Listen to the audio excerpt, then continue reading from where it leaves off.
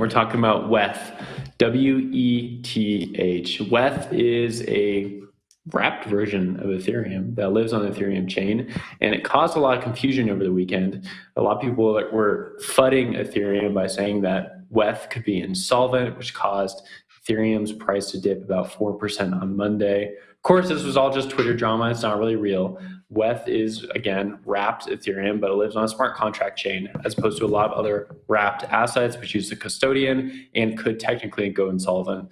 Wrapped Ethereum cannot go insolvent because it's a smart contract. It does trade a little bit below actual Ethereum, but that's only because of some novelties and nuances around how the technology works itself. Still, we saw a lot of people who were buying into the FUD or didn't have quite the education around the space, understand what wrapped Ethereum means, and so they started dumping wrapped Ethereum as quickly as possible. Still good to know, it's fine. Everything's good. Ethereum is back up today. We had a nice tweet from Justin Soon actually commemorating this little FUD bit on Twitter, which we'll throw up here in a second. And, Justin Soon's going to always get his little plug in there, so I love to see it. There's a lot of different Twitter influencers and crypto influencers running around with this gambit.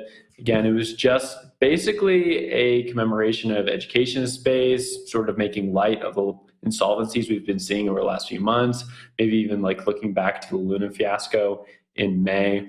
But this was just more of a gimmick than anything else. So definitely moved markets a little bit. Zach, I'm going to throw it over to you, get your take on this whole story. Yeah, I mean, well, first of all, isn't it funny how ETH is ETH and WETH is WETH? Or maybe we just don't say it. Like, I just, it's funny when you said WETH because I never really thought of it that way. But anyway, just a note on the nomenclature of it all.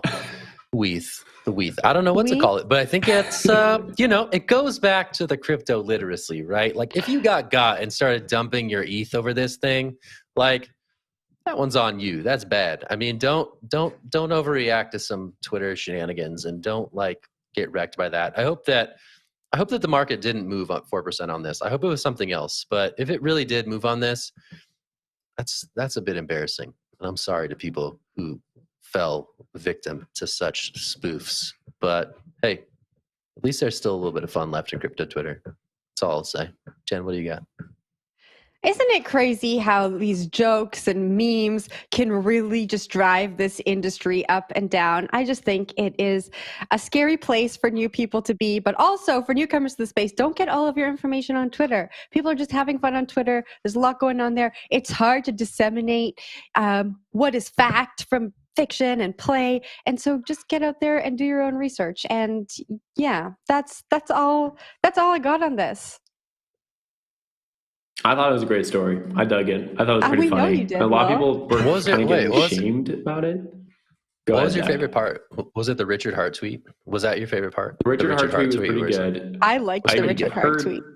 You like the Richard Hart tweet? Anything with Richard Hart and Gucci, I'm a huge fan of. There was a few other tweets. Anthony Sassano had some good tweets about this. Saw a few Ethereum developers jumping in on the action. I mean, I think they were just kind of blowing off some steam, but then I did see some other people come in and were pretty unhappy about it, saying like, this isn't how you treat the space. People need more education out there. So maybe they're right. Maybe it's not appropriate to do that to FUD people inappropriately. Hey. Just some shenanigans. Just some Twitter shenanigans. I had nothing wrong with that.